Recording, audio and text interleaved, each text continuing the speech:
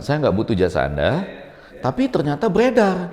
Pada hari Kamis jam 10 pagi, teman-teman wartawan tuh WA saya, Bapak punya paket 162, 250 ya Pak? Ada lagi yang, wah ternyata Bapak diam-diam dapat paket 48,7 miliar ya?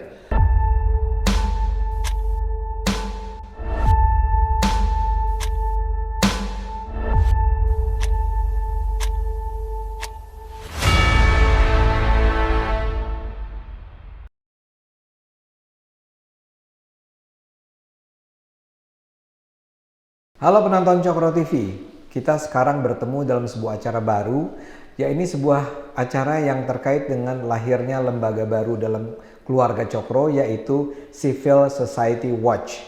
Melalui lembaga ini kami berupaya untuk menjadi semacam pemantau terhadap perilaku civil society Indonesia. Karena kita tahu civil society itu penting dalam demokrasi, tapi pada saat yang sama kita juga banyak dengar nih kelakuan-kelakuan dari civil society yang tidak layak, yang tidak pantas, dan perlu kita bicarakan bersama. Ya. Nah kali ini kita akan bicara tentang sebuah kasus yang menurut saya sih luar biasa penting dan menarik, yang menyangkut seorang tokoh nasional. Ya. Dia ini adik kelas saya dulu di UI, bernama Effendi Ghazali. Profesor Dr. Effendi Ghazali, ahli ilmu komunikasi, yang tiba-tiba saya terkejut ketika membaca berita bahwa Effendi Ghazali, adik kelas saya ini, dituduh menjadi penerima paket bansos 162.000 paket jumlahnya, dan itu menyangkut puluhan miliar rupiah. Nanti Pak Effendi sendiri akan menjelaskan. Itu kaget saya pertama kali, tapi kemudian setelah saya dengar dan saya ngobrol dan saya tanya-tanya dan saya kumpul informasinya, ternyata ada sebuah cerita yang luar biasa menarik di belakang itu semua, yang bisa kita katakan memang nggak beres nih proses di kelompok-kelompok civil society. Saya tahu civil society banyak yang baik, tapi dalam cerita yang kali ini saya akan bicara tentang bagaimana perilaku yang buruk itu sampai mengorbankan nama baik seseorang seperti Pak Effendi Ghazali. Lagi-lagi kalaupun kita angkat ini bukan karena dia adik kelas saya ya. Ini bukan soal personal hubungannya, tapi saya rasa ini memang harus diungkapkan kepada publik. Terima kasih Pak Effendi atau Bung Effendi ya untuk bisa hadir di sini. Sama-sama, tetap selalu Bang Ade.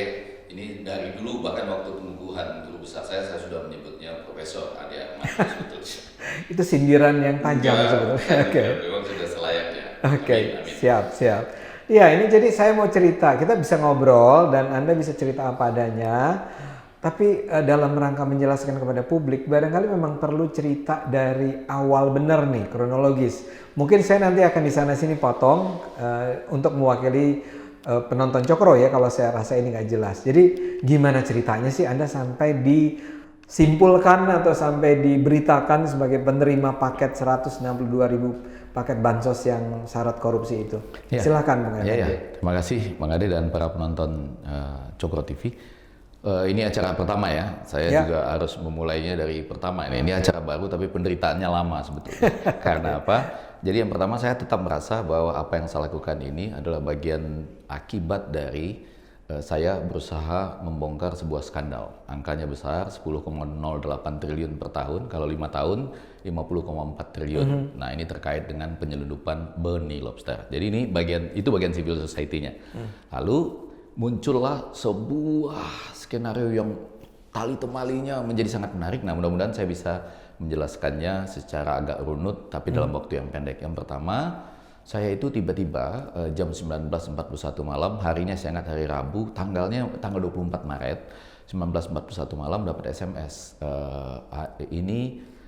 ibu ini dari KPK gitu, ya kan? Karena dapat itu, kami akan memanggil Bapak sebagai saksi. Saya respon, saya telepon 19.41 malam hari Rabu. Bu, saya mau dipanggil sebagai saksi. Ini dalam kasus apa Bu? Bansos. Saya langsung, Bu, saya tahu apa ya soal bansos, tapi nggak apa-apa. Oke. Ibu, ini 1941 nanti surat panggilannya bagaimana Bu? Kami kirim pakai WA. Oh, oke, baik. Bu, ini 1941 malam nih. Ibu, ini nanti untuk kapan panggilannya? Untuk besok jam 14.00 WIB. Jadi saya di WA. Panggilannya 19.41 malam malam untuk hari Rabu, hadir di KPK hari Kamis pukul 14.00 melalui WA. Ya, oke. Tapi nggak apa-apa, barangkali karena kesibukan lah gitu ya. Saya kan berpikiran baik aja. Baik Bu, saya akan datang besok. Terima kasih. Selesai kan? Cuma waktu saya baca-baca di undangan atau panggilan yang ada melalui WA itu, harap membawa rekening rekening perusahaan mulai dari 1 Januari 2020. Saya sih merasa sampai saat ini saya sedang seorang diri, sedang tidak punya perusahaan apapun gitu. Ya oke. Jadi saya malam itu. Jadi nggak ada lah. Ya, rekening itu nggak ada. Nggak. Saya mau bawa rekening apa ya? Nggak bawa rekening lah pokoknya. Jadi malam itu saya tidur dengan nyenyak biasa saja. Sampailah besoknya jam 10 pagi. Nah ini yang menarik. Kan saya itu dipanggil sebetulnya nggak terlalu pas karena harus dipanggil 3 kali 24 jam sebelumnya gitu ya. Kata teman-teman yang ahli dalam ilmu hukum. Nah tapi besok paginya jam 10 itu Humas KPK, teman kita Bang Ali Fikri ya, sudah menyampaikan bahwa nanti kami jam 12 akan memeriksa, jam 14 akan memeriksa Effendi Ghazali. Saya mulai bingung, ini bagaimana ya? Kan kita diundang 1941, tapi rupanya sudah terprogram untuk disampaikan jam 10 pagi bahwa jam 14 nanti akan memeriksa Effendi Ghazali. Dan yang lebih seru, beredarlah di situ angka bahwa ada BAP. BAP itu berita acara pemeriksaan yang menyebutkan Effendi Ghazali mendapat kuota bansos 162.250 dengan nilai kurang lebih 48,7 miliar gitu ya. 48,7 miliar. 7 miliar ya pada tahap pertama. Itu tahap pertama. Kemudian saya jadi tahu setelah saya coba pelajari itu tahap pertama antara April Mei lah, kurang lebih begitu. Nah, yang jauh lebih menarik adalah BAP yang beredar itu, dan saya tahu itu beredar banyak karena kan ada yang tidak boleh kita kirim lebih dari 1 gitu. Nah, itu artinya sudah beredar banyak sekali. Itu persis seperti BAP, berita acara pemeriksaan, yang diperlihatkan oleh sekelompok oknum wartawan yang menurut saya berusaha mengancam dan memeras saya. Oke, ini saya sudah pegang ini, penonton Cokro TV. Apa yang tadi disebut oleh Pak Effendi, ini bentuknya fotokopi, nanti teman-teman produksi akan shoot ya. Ini memang adalah sebuah pertanyaan yang judulnya apa yang Anda ketahui terkait dengan pemilik paket-paket bansos pada tahap 1 pengadaan bansos COVID-19 Kementerian Sosial, dan jelaskan. Inilah yang dikatakan sebagai salah satu bagian dari berita acara pemeriksaan di KPK.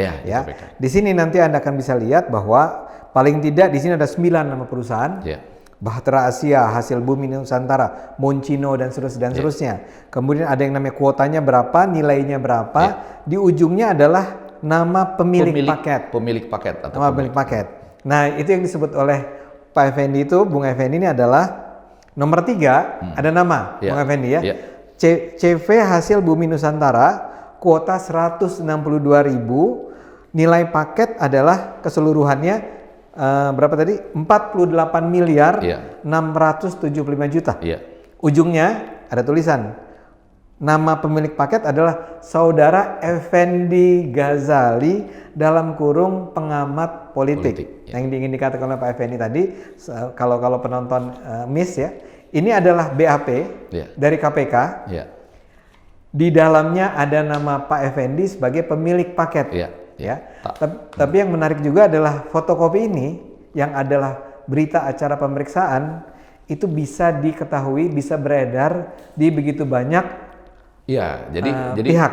Pertanyaannya menjadi 3 bagi saya. Yang pertama, ini kok sistematis sekali, dari jamnya sistematis, 1941, 10 pagi ini sudah beredar ya. Dan yang kedua, ini adalah BAP yang dalam tanda petik diancamkan dan ujungnya menyediakan jasa oleh beberapa oknum wartawan. Ini tolong diceritakan dulu. Jadi diceritakan gini ya, saya jadi ingat Rabu 16 Maret barangkali ya, karena 23 Maret ya seminggu sebelumnya, persis nih seminggu sebelumnya. Rabu yang dipanggil KPK 23 Maret. Nah, 16 Maret ini ada teman-teman oknum wartawan lah, dia menyebut namanya mula-mula dari sebuah media, tapi kemudian berubah. Boleh saya sebut nggak nih? Nggak, jangan ya. Jadi kita jadi ini teman-teman wartawan dari titik-titik.id, tapi kemudian berubah lagi. Saya ternyata di majalah Aktual. Nah, itu boleh disebut tuh ya. Nah, jadi dia mengatakan, nanti mungkin bisa dimunculkannya potong-potongannya, tapi dia mengatakan bahwa mau konfirmasi Pak Effendi Ghazali itu punya paket ya. senilai 162.250 dengan nilai 48,7 Siap. miliar. Ya, Adanya ini saya pegang ini. Ya, adanya dari berita pemeriksaan jaksa mula-mula. Ya. Nah, sesudah itu saya mengatakan gini, itu di situ nama saya dicantumkan sebagai apa? Sebagai pemilik paket, gitu ya. Oke. Dinyatakan sebagai pemilik paket. Nah, kemudian saya bilang gini, kalau gitu saya konfirmasi aja. Saya kan sudah mulai curiga. Saya dengar juga di situ tuh banyak orang yang suka meras orang lain gitu ya. Jadi ceritanya Pak penonton Cokro TV, ada seseorang mengaku dia wartawan dari media tertentu, mengontak Bung Effendi untuk mengatakan seolah-olah cuma tanya tadinya ya. Saya cuma mau konfirmasi nih ya. Nah, terus abis itu saya bilang gini aja, kalau mau konfirmasi, saya datang ke kantor redaksi Anda atau mau ketemu di luar. Nah, sebetulnya sudah pancingan saya. Kalau ini adalah memang tugas jurnalistik civil society yang benar, pasti ngajaknya ketemu di kantor Pak Effendi gitu ya. Enggak, kita ketemu di luar aja Pak. Nah, satu sudah dapat nih, ketemu di luar. Terus yang di luar yang dekat dengan tempat saya adalah Taman Mini. Ya udah di Taman Mini aja gitu. Nah, akhirnya jadilah bertemu di Taman Mini. Nah, yang menarik adalah dia mengatakan dengan klaim-klaim diri yang besar, otomatis sudah bukan tata kerja jurnalistik kan. Dia mengatakan saya 2 kali pansel KPK. Pansel, panitia seleksi. Pimpinan KPK, pansel pimpinan KPK kan? Panitia seleksi pimpinan KPK 2 kali. 2 kali. Yang waktu itu harusnya yang terakhir tuh Yenti Ganarsi ya, yang pimpin ya. Yang sebelumnya ada perempuan semua pokoknya. Tapi dia 2 kali lah gitu ya. Dan dia juga lama di ICW bersama Febri dan kawan-kawan. Oke, ICW ini ya. Persis loh ini Civil Society Watch. dia lagi mengklaim nama. Tapi bicara-bicara soal ini, saya di tengah-tengahnya itu menjelaskan, Pak, nggak mungkin. Saya di bulan April Mei itu working from home. Ya kan, nggak mungkin saya bisa ada datang-datang ke Kemensos. Kalaupun ada ke Kemensos, itu 23 Juli Pak. Saya liatin, saya kasih sama dia fotonya. Ada seminar tentang Bansos. Kemensos melakukan riset tentang Bansos, lalu dipaparkan hasilnya di situ. Gitu loh. Saya menjadi moderator, pembicaranya ada beberapa, tapi yang saya ingat tuh Ray Rangkuti yang paling gampang, saya ingat namanya. Nah, saya bilang hanya di situ keterlibatan saya. Ngomong A, I, U, E, O panjang dan lebar, akhirnya keluarlah. Ini yang saya tunggu. Pada menit ke 101, ke atas, Pak, sebetulnya sejak tahun 2009 kami ini punya semacam jasa lah. Orang itu kalau mau tidak dipanggil oleh penyidik KPK, ada operasinya sendiri. Tapi kalau mau dipanggil pun, tetapi nanti bisa nggak dimuat oleh media gitu. Nah, terus saya bilang ke dia, gini aja ya, sudah selesaikan itu sampai di 102. Itu 1 jam 52 menit lah. Tapi mulai dari menit 101 arahnya ke sana. Saya bilang gini aja, habis itu saya detach, sudah mulai detach. Saya mulai mengatakan hubungi teman saya ya kan? Jadi jangan ke saya lagi gitu. Saya ingin tahu nanti bagaimana mereka bicara, jangan ke saya. Karena kalau ini kita baca sebagai, saya mulai curiga kalau ini kita baca sebagai sebuah pembunuhan karakter yang sistematis. Nanti coba Bang Ade bayangkan, punya paket 162.250 dalam kasus bansos yang sangat keji ini, ditambah lagi yang paling terakhir adalah ternyata menanyakan sejumlah uang untuk menyuap, itu komplit sudah. Habis. Maksudnya menyuap apa nih? Ya, jadi artinya ketika kasus ini saya bawa di KPK, jadi kalau nanti Bang Ade lihat pertama kali saya datang ke KPK itu, di tangga KPK itu, saya tunggu teman-teman wartawan kumpul, pertama kali ini yang saya bilang. Jadi yang mau saya katakan bahwa ketika kalau ini saya teruskan sampai ada keluar angka, ini aja sudah dia membela diri di sidang Dewan Pers dengan mengatakan kami memberi kesempatan konfirmasi kepada Effendi Ghazali, ternyata kami dijebak. Dia merekam kami diam-diam katanya. Jadi gini, ini supaya jangan bingung lagi penonton ya. Jadi gini, tadi itu maksudnya adalah si wartawan ini menghubungi Bung Effendi dengan menyatakan bahwa setelah panjang lebar dia bilang kami punya jasa nih yang bisa membantu Bung Effendi. Supaya nggak dipanggil atau kalaupun dipanggil tidak akan ada rame, tidak akan dicatat oleh wartawan-wartawan. Bung Effendi merekam percakapan itu, tanpa diketahui oleh si wartawan dong. Tapi Bung Effendi terus berusaha mengajak untuk, sebetulnya agak menjebak juga sih ya. Apanya? Oh enggak, saya memang niatnya menjebak. Emang niatnya menjebak. Jadi nggak apa-apa. Agar dia ngomong lebih lama. Karena ini ketika saya punya rekaman itu, dalam hati saya, rekaman itu hanya akan saya pakai untuk laporan ke Dewan Pers. Betul. Dan artinya menjebak ini tidak dalam konteks saya pakai keluar kemana-mana. Bahkan mereka yang sebaliknya mengatakan dan beredar tuh di media sosial, bahkan katanya jadi pembicaraan di WA Group teman-teman civil society dan wartawan bahwa Effendi Ghazali itu diberi kesempatan konfirmasi, tapi kami malah dijebak. Ini maksudnya adalah si wartawan itu membela diri. Kan belakangan ini memang loncat nih, Bang Effendi. Belakangan kan kasus ini sampai ke Dewan Pers. Nah, si wartawan ini rupanya dipanggil gitu ya. Dan dia bilang bahwa dia dijebak oleh Bung Effendi. Tapi buat saya nih sebelum Anda lanjut, ini kan menarik sekali buat saya ya. Jadi ada wartawan ya yang mengaku bahwa sejak tahun 2009 punya jasa di KPK. Nggak persis menyebut di KPK dong ya, tapi dia punya jasa yang bisa mengatur, mengatur ya. Kalau mau tidak dipanggil penyidik, ada operasi lain. Ada operasi lain. Tapi kalaupun dipanggil, nanti tidak akan tidak akan diramaikan oleh media. Jadi dialah pengatur jasa tersebut. Orang yang mengaku wartawan ketemu dengan Bung Effendi dan akhirnya Bung Effendi memutuskan, bilang bahwa kalau mau kontak lagi kontak sama asisten saya lah. Asisten saya, Nah, yang terjadi kemudian? Dia mengontak asisten saya kan otomatis saling kontak ya. Saya nggak tahu siapa yang lebih dulu mengontak, tapi saya rasa mungkin asisten saya kasih nomor ke dia kan untuk mengetahui lebih lanjut ceritanya. Dan ada 3 yang saya catat paling menarik di situ. Nanti Bang Ade bisa tampilkan pendek-pendek. Yang pertama itu dia mengatakan begini, kami sudah memberikan banyak informasi, bagaimana kelanjutannya? Nah itu kan menarik. Kalau kalimatnya kami sudah memberikan banyak informasi kepada Prof. Effendi Ghazali. Sekarang silakan bagaimana kelanjutannya? Ya kalau kelanjutannya Anda bikin berita dong. Maaf saya ketawa ya. Iya, maaf Anda nanya. Menurut saya itu lucu banget. Maaf, ada wartawan Anda tanya ke saya sebagai orang yang mau dikonfirmasi atau diwawancara, bagaimana kelanjutannya? Kelanjutannya ya Anda bikin berita dong. Itu satu. Terus yang kedua, tolong didiskusikan persiapan dan pencegahannya. Nah ini persiapan apa dan pencegahan apa? Ya, ini menarik. Nah yang ketiga lebih penting lagi, bagaimana kalau judulnya seorang pakar komunikasi Effendi Ghazali ternyata mempunyai kuota seperti ini. Jadi dia judulnya pun ditawarkan gitu. Coba Anda bayangkan bagaimana kalau judulnya adalah seorang pakar komunikasi ternyata mempunyai kuota sekian puluh miliar, begitu ditulis. Itu semacam mengancam. Mengancam dong pasti. Tapi maksud saya kan belum ada juga, kita waktu mengajar di kelas dulu, kita nggak pernah ngajarin Anda punya judul, tolong ditawarkan ya ke yang diwawancara. Ya, bagaimana kalau judulnya seperti ini? Gitu. Nah, jadi bagian itu saya anggap sudah, walaupun dia membela diri di banyak WhatsApp grup wartawan dan juga dia menerbitkan di medianya mungkin ya, dengan menyebutkan bahwa dia mencoba mengkonfirmasi tapi dijebak dengan jadi medianya itu ada ya Bung Effendi ya? Media itu ada. Nah begini, ini bagian Civil Society Watch. Dalam konteks itu saya tanya kepada Teguh Santosa karena kebetulan di atasnya ada tulisan JMS, mungkin Jaring Media Cyber. Ini Teguh Santosa teman kita yang belajar di Hawaii ini ya dengan Nah, Teguh Santosa menceritakan ini ada tugas kita bersama nih dalam konteks Civil Society Watch ataupun pembangunan pers nasional. Jadi dulu mereka punya investor. Si media ini. Si media ini ya, titik.id ini. Lalu ditinggalkan begitu saja oleh investornya. Jadi akhirnya teman-teman ini harus berjuang dengan aneka metode untuk kehidupannya lah gitu.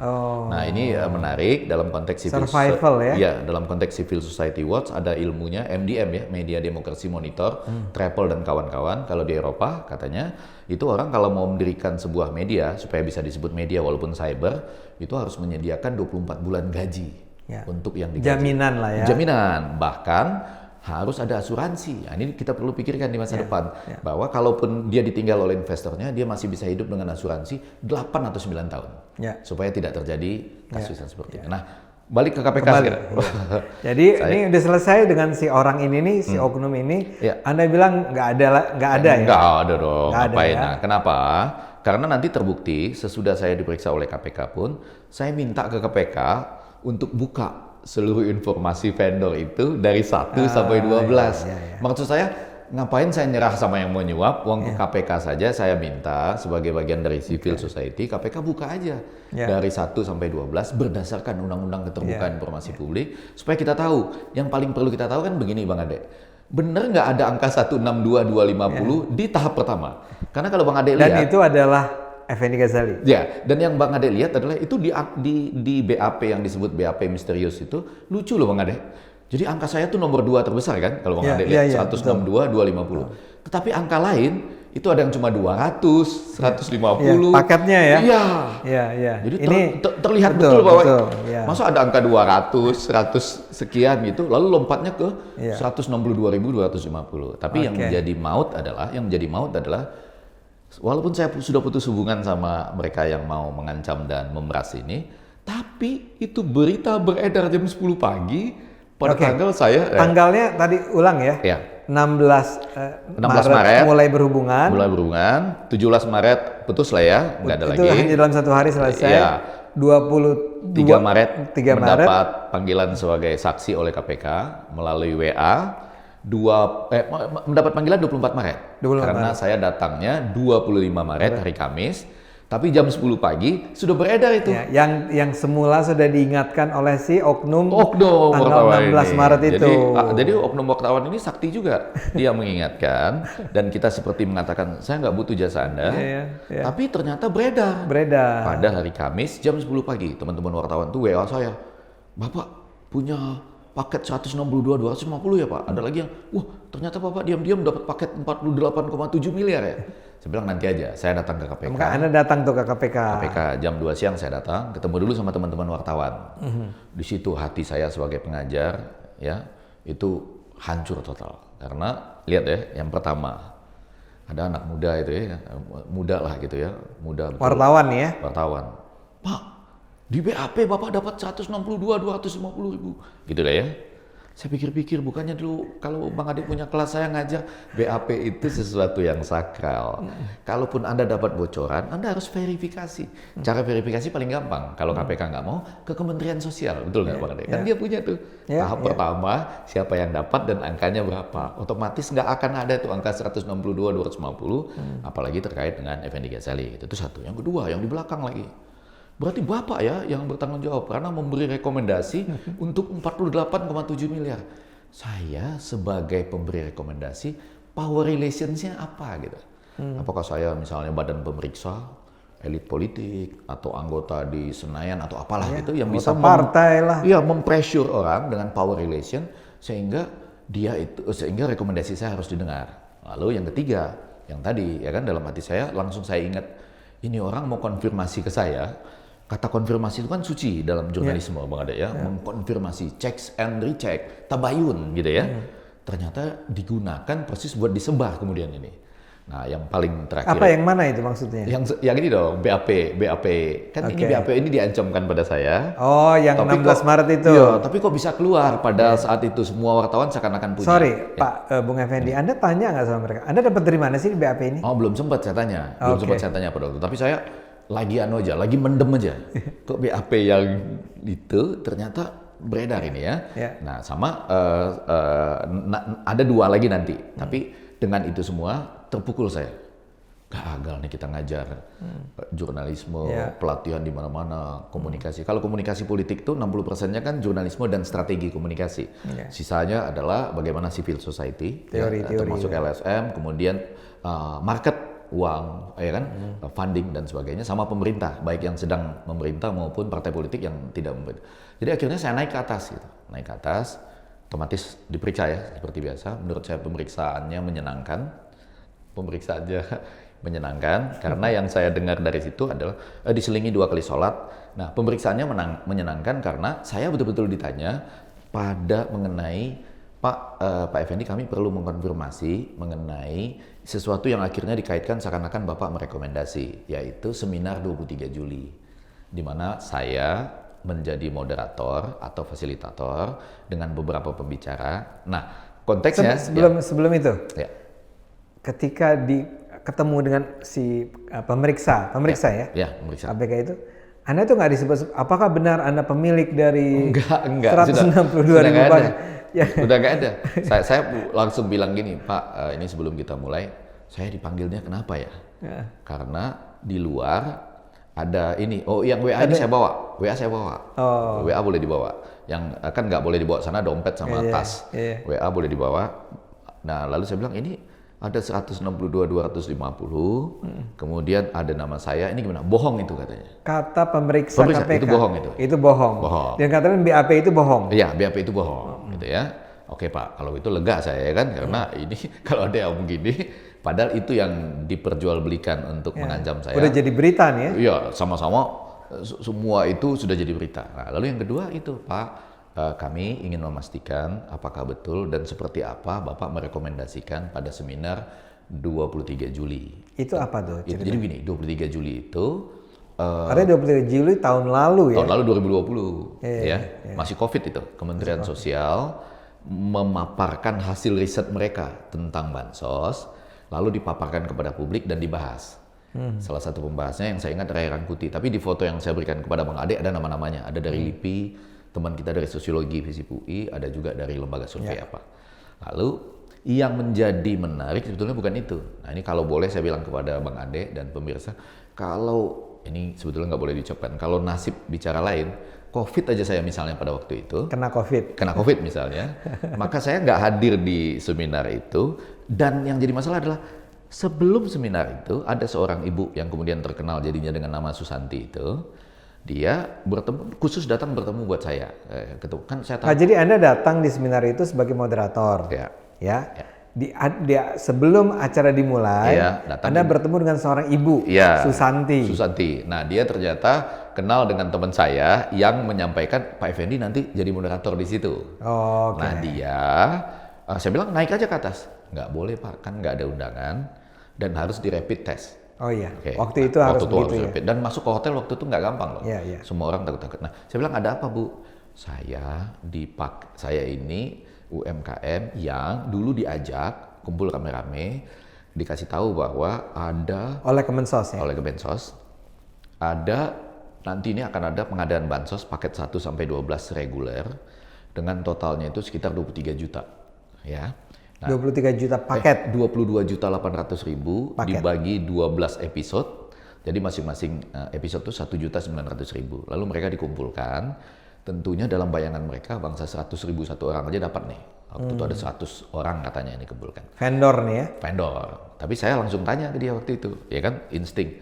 Ibu memang betul bergerak di bidang sembako. Jangan-jangan nanti dia kontraktor jalan tol lalu pindah ke sembako dalam rangka bansos. Habis itu PT Ibu baru didirikan atau sudah lama nih? Oh kami di sembako Pak, sudah berdiri 1 tahun sebelum ada program ini. Nah sudah agak tenang saya kalau nanti saya harus menyuarakan. Oke Bu, nanti saya suarakan gitu aja ya. Masih ada lagi Bu, ini saya buru-buru nih, sudah agak telat naik ke atas. Lalu di seminar itu, ketika sudah ada pembahasan-pembahasan, saya khusus sebelum ke KPK, saya telepon Ray Rangkuti untuk memastikan. Ray itu kan yang waktu itu saya omongkan gitu, jangan sampai nanti saya ada mengada-ngada. Iya kata Ray, memang seperti itu. Jadi saya bilang, jangan cuma dewa-dewa yang dikasih. Ini UMKM dikasih juga dong. Coba Anda bayangkan. Bansos maksudnya? Iya, betul. Dewa-dewa Anda merujuk pada apa itu? Perusahaan-perusahaan. Ini nggak usah diperpanjang. Bukan, vendor-vendor besar maksudnya ya? Iya, nggak usah diperpanjang lah ya. Jadi. Nggak, maksud saya adalah konteksnya. Jangan cuma yang besar, UMKM yang kecil-kecil itu juga dapat dong, gitu ya? Iya, gitu. Itu intinya itu ya?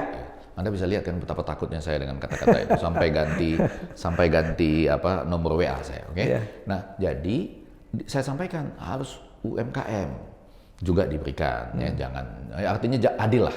Anda coba bayangkan orang sudah diangkat pertama pada tahap pertama. Jadi para pemirsa pada tahap pertama itu ternyata CV hasil bumi ini sendiri menyatakan dia dapat 25.000 tahap pertama. Si ibu tadi si ibu 25.000 dari 1.900.000 loh si ibu ini dapat. Sesudah itu nggak ada kabar berita lagi sampai seminar itu bulan Juli, 23 Juli. Jadi di gudang dia sudah ada barang yang dia beli. Ini kan kita bisa bilang salah sendiri kenapa Anda beli. Tapi kan PHP-nya itu ada dari awal. Betul. Tapi Anda salah sendiri, saya mau bilang gitu juga. Ngapain Anda beli? Di situ sudah dipakai goodie bag yang merah itu. Sudah ada beli beras, apa mungkin minyak. Yang katanya banyak bocor itu kan akhirnya minyak. Jadi artinya ada modal di depan, biaya sewa gudang, pengepakan, kemudian fumigasi katanya kalau beras, lalu perapian lagi. Ternyata nggak dapat. Nggak dapat sampai Juli nggak dapat. Nah, saya bilang lah, nah kebetulan ini Bang Ade ya, salah satu dari kemudian yang jadi tersangka, ya itu yang namanya AW itu, saya rasa mahasiswa kita waktu di pasca UI dulu. Nah, dia kemudian bekerja di BKKBN. Sesudah itu, saya nggak tahu bahwa dia pindah ke Kementerian Sosial. Nah, pada waktu itu dia ada. Dia saya tahu cuma sebagai Kepala Biro Umum. Ternyata dia menjadi PPK, pejabat pembuat komitmen, gitu kurang lebih gitu Untuk ya. bansos. Ya, berdua kan. Nah, lalu saya bilang sama dia, ini jangan dolim lah. Kasihan orang sudah punya di gudang barang-barang, ya bantulah untuk angkat. UMKM berapa sih totalnya? Paling dia dapat berapa nih? Yang pertama 25.000, kalau masih ada 50.000 lagi di gudang, kalau keangkat kan 75.000 dibandingkan 22.800.000 gitu ya. Nah, cuma itu yang saya sampaikan kepada Adi Wayono nanti untuk kalau bisa dibantu diproses gitu. Nah, itu yang saya sampaikan dan itulah ya yang ingin diketahui oleh teman-teman penyidik di KPK yang waktu itu memeriksa saya. Dan sekali lagi, itu kan nasib kita kan nggak bisa. Kalau bisa COVID aja lah saya pada waktu itu. Tapi nggak boleh ngomong. Ya, artinya kalau bisa COVID waktu itu saya nggak akan ada kaitannya dengan pemanggilan ini. Kurang lebih seperti itu. Nah, itulah yang kemudian kasus CV apa tadi namanya? CV Hasil Bumi. CV Hasil Bumi itulah yang kemudian seolah-olah di BAP dinyatakan memperoleh 162.250 paket. Tapi namanya bukan si ibu itu. Namanya adalah pemilik kuota Effendi Ghazali. Ya. Padahal kita kemudian tahu sudah dimuat di sebuah media dalam hari-hari ini bahwa dia memang hanya memperoleh 25.000 sesuai dengan surat perintah kerja dan pengusulnya pada tahap pertama itu adalah Nuril nama orangnya. Jadi bukan Effendi Ghazali karena saya waktu itu baru KPK kan pasti punya lah ya telepon orang, WA orang ada di mana. Baru 23 Juli itu ada kontak dengan Kementerian Sosial. Nah, itulah yang ditanyakan oleh KPK ketika bertemu pemeriksaan Apa yang Anda lakukan pada acara Juli itu? Betul. Dan saya sudah Bang Ade sudah saya lihatkan juga tadi ya mengenai hal itu nyatanya gitu. Ini selesai nih, KPK sebenarnya selesai ya. Tapi ada urusan berikutnya yang soal si media. Saya turun dari KPK, turun ya, terpotong 2 kali sholat, ya kan, habis sholat maghrib saya turun, teng. Itu saya dengar dari kemudian ya, saya dengar dari keluarga saya, ini benar-benar nih akhirnya kita gagal betul nih, ini soal akurasi 5W1H aja kita gagal. Ada penyiar televisi dengan santai memberitakan, tapi tentunya harus informatif gitu. Effendi Ghazali diperiksa 6 jam. Ya Allah ya Tuhan, itu untuk menunjukkan betapa lamanya dia digrill, dibakar di ruang penyidik kita. Padahal saya kan masuknya jam 2. Maghrib saya sudah dipotong 2 kali sholat. Maghrib dipotong, terus saya keluar. Jam 6 saya sudah sampai di bawah mungkin. 6 lewat 20 lah paling lama gitu. Kan itu 4 jam lebih. Masa di televisi diberitakan diperiksa 6 jam oleh KPK untuk menunjukkan betapa lamanya itu. Dan sesudah itu saya seperti dikerubungi oleh sekelompok teman-teman sampai ada pemberitaan yang seperti itu. Bang Ade juga sudah nonton ya. Jadi tersangkanya kebetulan AW tadi ditanya oleh wartawan, apakah betul Pak Effendi Ghazali yang memberikan rekomendasi? Dia jawab tidak ada. Lalu di berita dan videonya ditulis, ini pelan-pelan ini, tersangka tidak menampik keterlibatan Effendi Ghazali yang diceritakan pada penyidik. Coba bayangkan, yang diwawancara aja tersangka mengatakan tidak ada, tapi berita yang dimuat adalah tersangka tidak menampik. Itu kan jauh sekali beda antara tidak ada dengan tidak menampik. Itu muncul di media, dan berapa banyak media yang memberitakan? Menurut catatan kami, 18 media yang memberitakan kalimat kurang lebih persis. Ada yang besar juga loh, ada yang spesialis investigasi juga dan lain-lain. Berdasar informasi, gitu ya, Effendi Ghazali memiliki paket sejumlah 162.250 dengan nilai 48,7 miliar dengan operatornya CV Hasil Bumi Nusantara.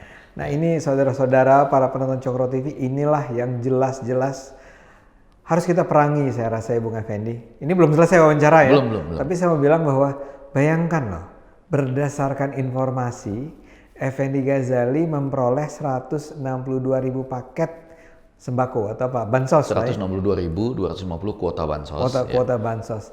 Ini kan berdasar informasi siapa yang BAP ini dikatakan bahwa jelas-jelas sudah ini tidak benar yang tadi dikatakan itu.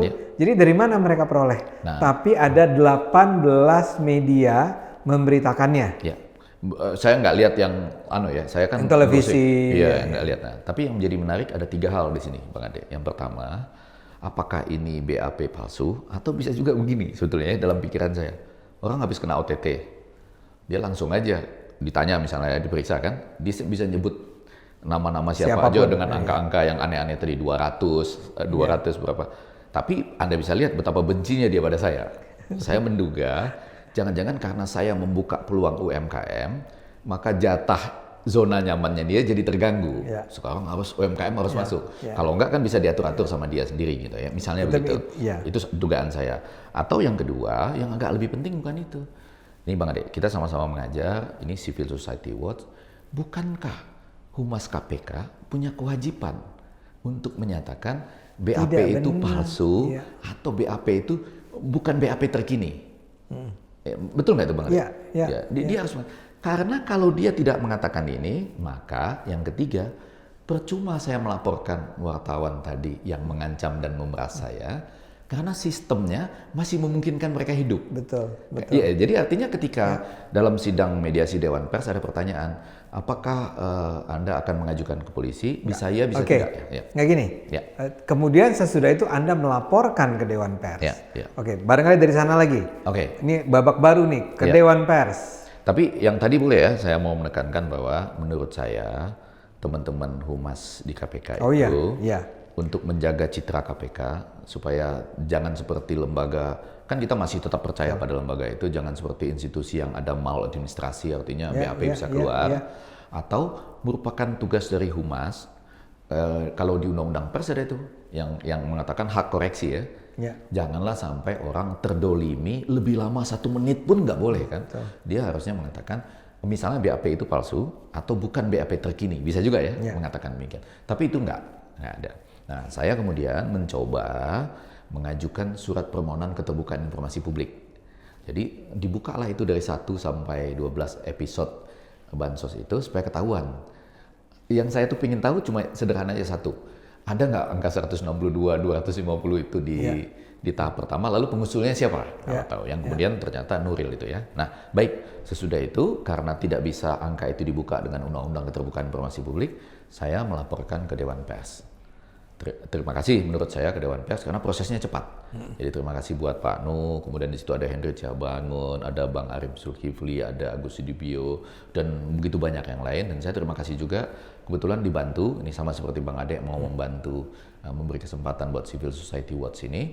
Mereka yang mau mendampingi itu nama-nama besar tadi saya sebutkan, ada Bang Ilham Bintang, itu ahli kode etik ya di PWI, dan kemudian ada Bang Wina Armada yang saya anggap profesor media law di Indonesia walaupun belum profesor juga. Nah, saya melapor, prosesnya cepat. Nah, itulah kemudian kami dimediasi.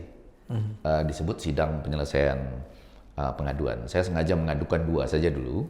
Tidak 18 tadi. Tidak 18 karena nanti dari kalau 18-nya dipanggil semua kan. 2 saja dulu. 2 itu yang terutama yang awalnya tadi ya. Iya, yang dalam tanda setengah memeras lah ya. Iya, ada upaya lah kita sebut ke sana. Nah, hasilnya sedang akan keluar, sudah berbentuk risalah, dan kemudian saya menggunakan kesempatan itu tidak dalam konteks saya menulis hak jawab, Effendi Ghazali menulis, jangan gitu. Saya pertemukan penanggung jawab atau wartawannya dengan sumber kompeten, jadi sumber yang layak dipercaya. Ternyata banyak juga teman-teman kita yang masih punya suara hati, nggak tega melihat saya. Nah, dia menulis supaya jangan sampai Bang Effendi dan keluarga memasuki saum Ramadan ini dengan hati yang tidak ikhlas. Jadi saya bantu memberikan informasi. Dia berikan informasi bahwa itu benar hanya 25.000 secara meyakinkan, tambah pengusul pertama itu Nuril, bukan Effendi Ghazali. Nah, itu kemudian jadi yang saya peroleh dan muncul di media itu adalah hak koreksi ditambah hak jawab. Hak jawab itu saya hanya ditanya reaksinya setelah ketemu ini bagaimana.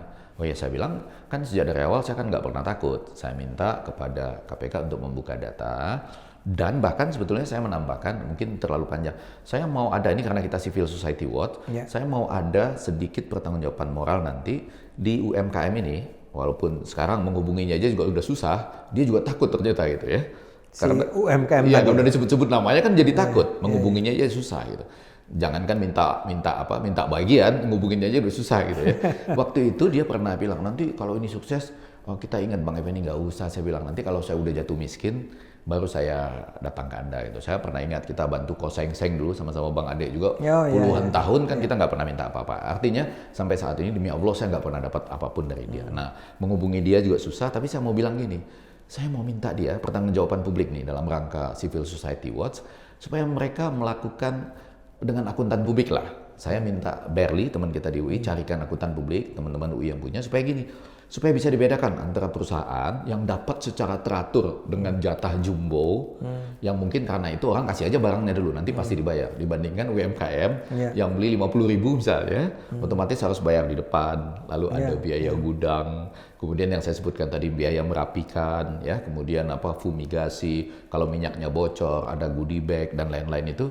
Dalam kalau belinya bulan April atau Mei, baru diangkat Oktober atau November, itu Anda apakah betul masih bisa untung? Kalau masih bisa untung, apakah masih dalam skala yang wajar itu kalau nggak salah menurut peraturan pengadaan barang dan jasa gitu. Itu sebagai Civil Society Watch ya untuk walaupun saya nggak ada keharusan untuk itu, tapi mudah-mudahan saya minta ke Berli carikan kantor akuntan publik yang nggak terlalu mahal lah gitu ya. Ini tapi ngomong-ngomong, Anda sempat ketemu jadi dengan wartawan yang memeras Anda itu di Dewan Pers? Kan dipisah. Kalau di Dewan Pers itu tidak tidak dikonfrontir ceritanya. Ya. Tapi kalau saya, Bang Ade, akhirnya saya jadi kasihan sama mereka gitu. Ya, ini bukannya apa-apa. Jadi di kanal lain saya katakan saya akhirnya harus menempuh jalan kasihan karena beberapa hal. Ada dua pendirian saya yang berbeda karena saya sekolah di Belanda, saya nggak ingin orang masuk penjara. Penjara di Belanda kan kosong. Yang kedua, saya tidak setuju orang dihukum mati. Kalau seperti kita sekolah di Amerika dulu, Bang Ade, lebih bagus dia dihukum akumulatif. Orang bisa dihukum 400 tahun kan, 100 tahun, 200 tahun. Tapi nggak mati. Nah, tapi lebih daripada itu bukan itu. Saya melihat betapa mereka bisa ditinggalkan oleh investor begitu saja. Ya kan, yang seperti saya katakan, kita mungkin harus mulai memperjuangkan asuransi buat wartawan atau minimal Anda mau dirikan perusahaan pers, itu boleh kalau sudah menjamin gaji 24 bulan. Kalau enggak, Anda memang nggak boleh. Di ranah yang menyebut pers pun Anda harus take down sebetulnya. Nah, tapi ada satu hal di luar itu semua, karena Anda tidak mengadukan yang 18 media tersebut. Itu kan ada pertanyaan besar ya Bung Effendi. Bagaimana mungkin ada begitu banyak media yang menggunakan informasi yang semua salah. Yang sebetulnya tidak bisa dipercaya, ya, tidak akurat sama sekali, bahkan terkesan sebagai sesuatu yang direkayasa untuk menghancurkan, dalam hal ini terpaksa Anda saya sebut. Ya. Sebetulnya ada apa sih? Kalau Anda boleh menduga-duga nih ya. Kalau saya hampir tidak menduga-duga karena saya sempat ada di sebuah kanal lain dengan jurnalis senior. Kami mengatakan ini terkait dengan mafia penyelundupan benih lobster yang uangnya adalah 10,08 triliun ini per tahun. Ini nggak ada hubungan dengan bansos sama sekali. Iya, 10,08% per tahun, 10,08 triliun per tahun, sudah 5 tahun itu 50,4 triliun, dan fakta yang paling sederhana adalah begini, kalau betul ekspor benih lobster itu ditutup sejak tahun 2015, maka harusnya industri lobster Vietnam mati. Karena 80% benihnya dari kita. Ini tidak terjadi. Tidak terjadi, dan bahkan beberapa media, saya sudah lihatkan tadi ya sebelum kita mulai rekaman ini dengan Bang Ade, beberapa media seperti Takluk pada ajakan misalnya ya, memuat bahwa di tahun 2016 itu ekspor lobster Vietnam cuma 7 juta dolar Amerika. Padahal 120 juta dolar. Media kita Takluk bahwa lobster itu terancam punah dan tidak pernah bisa diternakkan dalam penangkaran atau yang disebut hatchery. Padahal sudah dibudidayakan dan bisa diternakkan dalam penangkaran. Lalu kenapa sejak Anda, tahun 1988. Ya, kenapa Anda apa yang kaitan dengan ini semua, mengaitkan itu semua dengan banyak orang yang tahu tetapi tidak berani bersuara. Saya masih merasa ada bawaan-bawaan bagian dari civil society-nya, saya berani bersuara. Bahkan ketika di KKP pun, di Kementerian Kelautan dan Perikanan itu sudah mulai ada gerakan-gerakan yang menurut saya aneh ini, kok cuma satu-satunya perusahaan yang boleh untuk ekspor hanya satu saja. Saya diskusi itu dengan Tama waktu itu masih di ICW, dengan Riza Damanik, dengan Halid Muhammad gitu ya. Jadi artinya saya merasa resah dengan itu, tapi menyambung pertanyaan Bang Ade tadi, kenapa bisa begitu banyak media?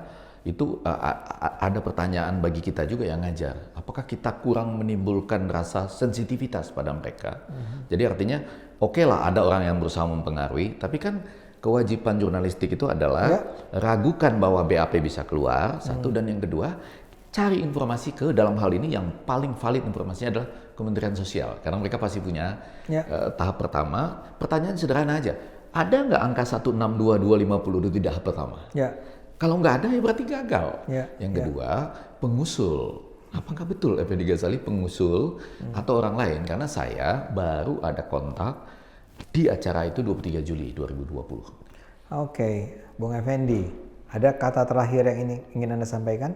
Oh iya, yang pertama tentu saja ya, ini bukan soal mempertarungkan seakan-akan kita orang yang bersih, sangat berintegritas tinggi dan lain-lain. Yang hanya ingin saya sampaikan adalah ini basis-basis dari ilmu jurnalistik dan komunikasi ya, yang kemudian dengan itu bisa menjadi basis pertahanan kita untuk membuat sesuai judul acara ini Civil Society Watch, untuk tidak terjebak kalau ada permainan pihak ketiga. Maksud saya verifikasi ada di Undang-Undang Pers dan Kode Etik Jurnalistik, ya kan? Ragukanlah BAP bisa keluar atau tidak. Dan bagian kedua, lakukan verifikasi ke Kementerian Sosial. Nah, bagian yang kedua yang agak penting adalah saya mohon ke teman-teman di KPK, saya masih sangat percaya pada institusi ini, maka bagian humas itu tolong memberikan pernyataan bahwa kami tidak pernah ada BAP yang keluar dari kami, apakah itu BAP palsu ataukah BAP itu memang dibuat ketika yang terperiksa di bawah apa misalnya gangguan jiwa atau lagi di bawah pengaruh alkohol atau apalah gitu, sehingga tidak berlaku lagi gitu ya. Itu menjadi penting. Dan yang ketiga mungkin ada lagi nih, menjadi menarik Bang Ade untuk mencari solusinya. Kan ada 18 ini, 2 sudah diproses, ada mungkin 16 lagi. Saya itu sebetulnya mau mengusulkan yang menarik aja. Kalau saja nanti tidak terbukti di pengadilan, ya ada angka 162250 pada tahap pertama. Jadi nggak ada angka itu sama sekali, misalnya pada tahap pertama, dan tidak ada kaitannya dengan nama saya Effendi Ghazali, maka masing-masing media ini menyediakan sembako sebanyak 162.250 dikali yang sama 270.000, lalu nanti dibagikan saja buat orang yang membutuhkan di sekelilingnya. Saya nggak boleh dapat sepeser pun, nggak boleh dapat kepentingan apapun. Luar biasa. Nah, ya, nggak, itu mungkin menarik juga loh, bahwa setiap perbuatan jurnalistik itu akan ada akibatnya. Dan paling terakhir, saya berusaha betul kalau saya bisa menghubungi yang CV Hasil Bumi ini, itu sebagai pertanggungjawaban publik saya. Mudah-mudahan nanti ketemu kantor akuntan publik yang tidak mahal, syukur-syukur mau mengatakan sekali ini tanpa bayar, kita audit bagaimana sebuah UMKM yang mungkin nanti dapatnya 20.000 mungkin dari tahap reguler, atau berapalah, mungkin seluruh barangnya keangkat 50.000 dibandingkan jumlah totalnya. Kalau pakai di luar reguler bisa 24 juta barangkali ya. Nah itu beli barang, biaya modal sejak bulan mungkin April atau Mei, lalu harus mengurus pergudangan ya, perawatan segala macam dengan biaya sumber daya manusia sampai Oktober atau November itu, apakah masih dalam skala keuntungan yang layak atau bagaimana gitu. Itu menarik sebagai pertanggungjawaban moral saya. Cuma itu Bang Ade. Mudah-mudahan bisa diwujudkan. Bung Effendi, terima kasih buat kesediaannya untuk berbagi di dalam acara ini. Kami sangat bersimpati dan kami mendukung agar ya semua tuduhan-tuduhan yang buruk tadi itu bisa dihilangkan dan kita bisa memperoleh sebuah kondisi jurnalistik, demokrasi, civil society yang lebih baik. Penonton, kita mudah-mudahan tetap percaya bahwa civil society kita itu akan menjadi sebuah kekuatan penting dalam membangun Indonesia. Cuma memang cerita-cerita seperti yang disampaikan oleh Bung Effendi ini membuat kita tidak perlu menjadi frustrasi atau putus asa, tapi justru membuat kita harus lebih aware bahwa membangun sebuah masyarakat demokratis, sebuah masyarakat yang berkeadilan, yang transparan, yang akuntabel itu membutuhkan masyarakat civil society, tapi civil society sendiri memang perlu kita sama-sama awasi. Saya terima kasih buat Bung Effendi. Tambah sedikit aja, satu kali penutup, saya juga sama seperti Bang Ade Armando, saya masih tetap percaya banyak civil society yang baik, masih banyak teman-teman jurnalis yang baik, dan tentunya di KPK juga masih banyak harapan yang baik terhadap anak-anak muda yang ada di situ. Terima kasih. Kita sama-sama ya. Oke, terima kasih penonton Cokro TV, kita perbaiki terus Indonesia. Sampai ketemu.